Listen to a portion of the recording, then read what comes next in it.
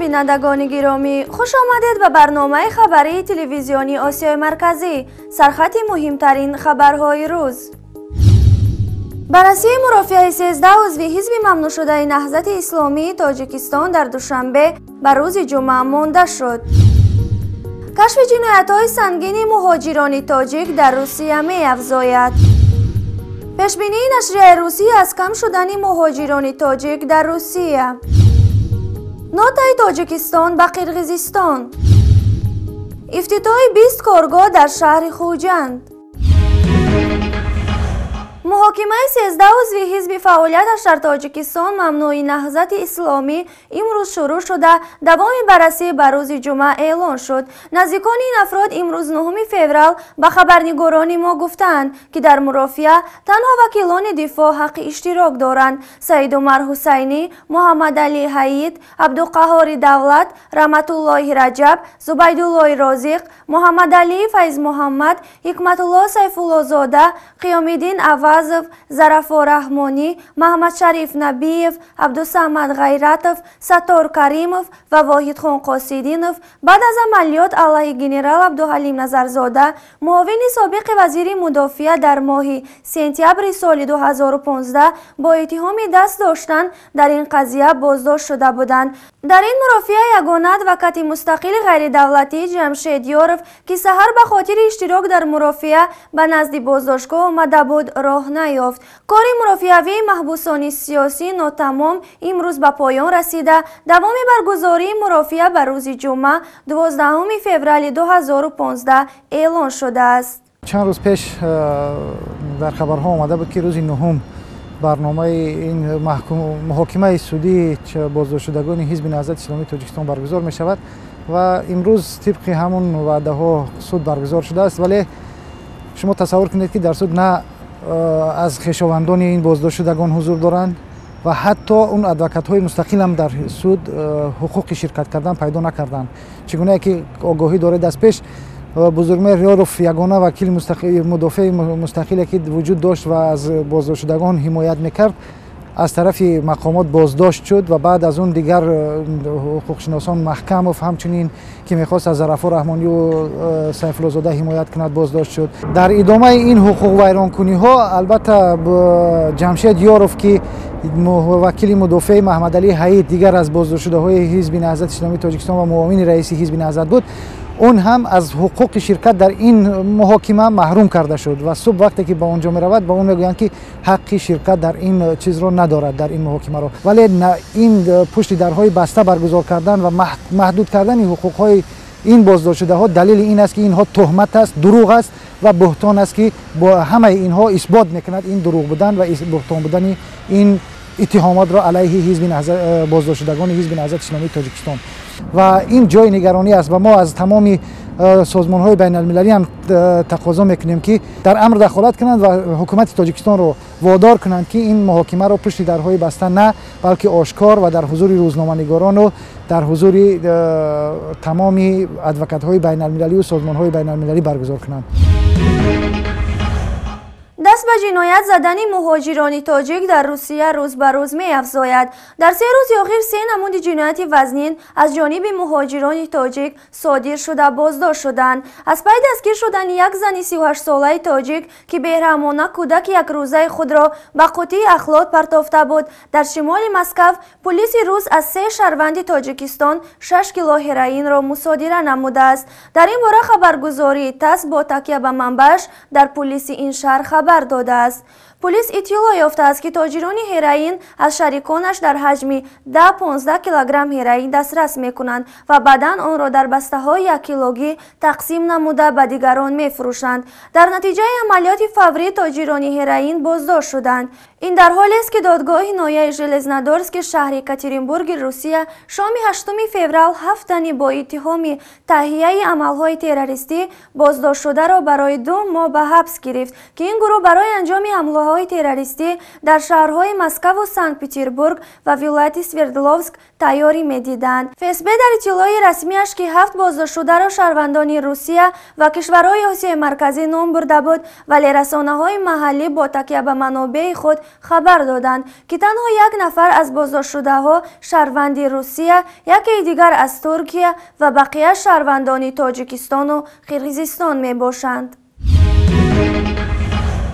نشریه روسی پیش بینی کرد که بحران مالی در روسیه موجب شود کارگران مهاجر تاجیکستانی قلمرو این کشور را ترک کنند. در این باره نشریه روسی کامرسانت در تحلیل نوشت: پایین آمدن میزان دستمزدها در پی بروز بحران مالی در روسیه و سقوط 50% ارزش روبل روسی در برابر اسعار خارجی زمینه کاهش تعداد کارگران مهاجر تاجیکستانی را در این کشور فراهم می‌سازد. گزارش سازمان آمار روسیه طی ماه‌های ژانویه تا نوامبر سال 2015 نشان می‌دهد تعداد شهروندان تاجیکستان که برای کار به روسیه رفتند در مقایسه با سال 2014 با کاهش 12% روبرو شده است. کارشناسان دلیل این وضع را افزایش پرداخت پول برای دریافت اجازتنامه، حتمی شدن شرکت در آزمون زبان روسی و کاهش 50% میزان دستمزدهای این افراد در روسیه عنوان می‌کنند.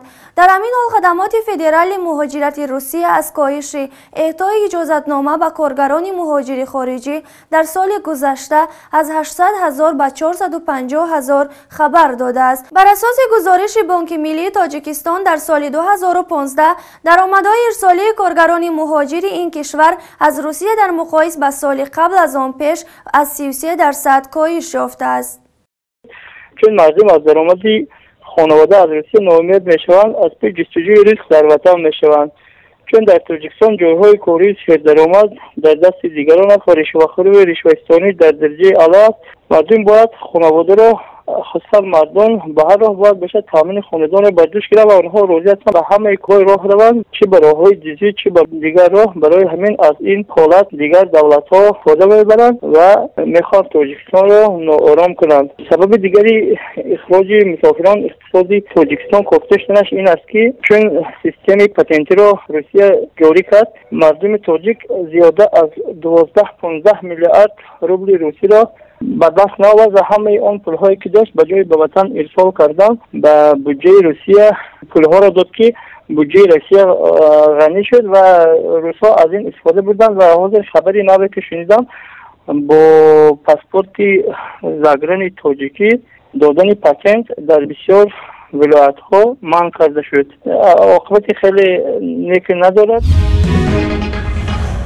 وزارت کارهای داخلی تاجیکستان از نصب پرچم قرقیزستان به بام 2 شهروند تاجیکستان ساکنان جماعت اوفچی قلعه نایه باباجان غفورов اظهار نگرانی کرده به مقامات قرقیزستان یادداشتی اعتراضی یا نوت فرستاده است. در این نوت از ورود غیرقانونی 1 مقام قرقیز و چند سرحدبانی آن به خاک تاجیکستان و نصب پرچم قرقیزستان در قلمرو تاجیکستان اظهار نگرانی کرده شده از مقامات کشور همسایه دعوت شده است که عاملان این کار به جوابگری کشیده شوند و همین بعد از چنین یک عمل‌های که مناسبات دو کشور را خلل‌دار می‌کنند جلوگیری کرده شود. یادآور می‌شویم که روز 6 فوریه گروهی تخمیناً 40 نفره مرزبانان قرقیز به منزل محمد علی عبدالولیف و عبدالغفار جلالو وارد شده آنجا پرچم قرقیزستان را نصب نموده بودند. اینچنین به صاحب منزل‌ها هم تهدید کردند که باید منزل‌هایشان را ترک کنند چون در قلمرو قرقیزستان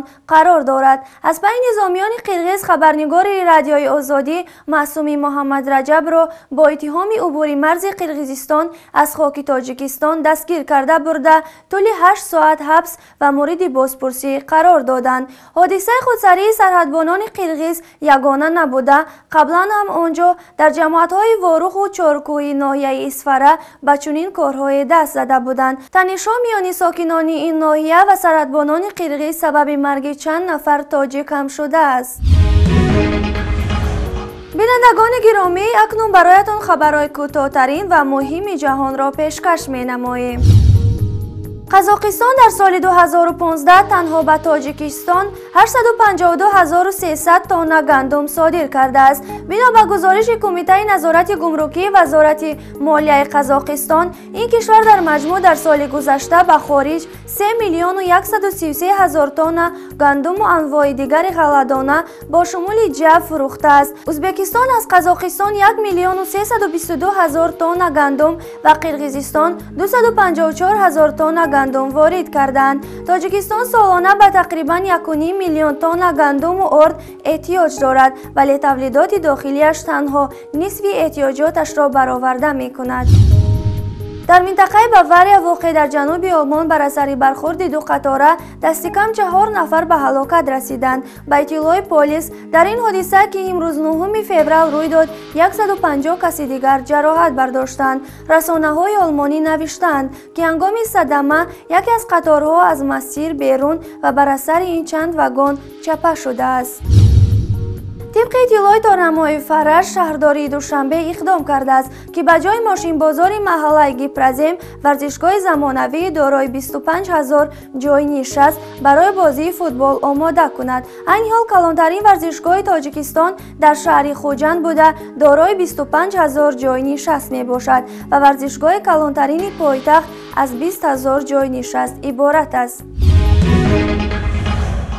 بنا به اطلاعات راهنمای ملی اطلاعاتی خاور سال روان در مرکز ولایت سوخت شهر خوجند به استقبال 25مین سالگرد استقلالیت دولتی به استفاده دادن 20 کارگاه صنعتی در نظر بوده است. بنا به منبع از این شماره 5 کارگاه در عرفه تجلیل جشن نوروز افتتاح می شود. در عموم با به استفاده این شمار کارگاه بیش از 450 جای نویکاری به وجود می آید. این نقطه رو ضمن برگزاری جلسه کاری از جانب شهردار خوجند رجبای احمدزاده بیان گشته است.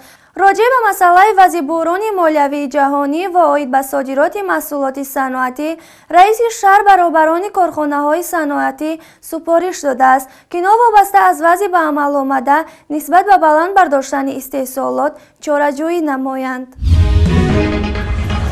بینندگان گرامی، این بود چند خبرهای مهم روز که برایتان پیشکش نمودیم. سعادتمند و پیروز باشید. خدا حافظ.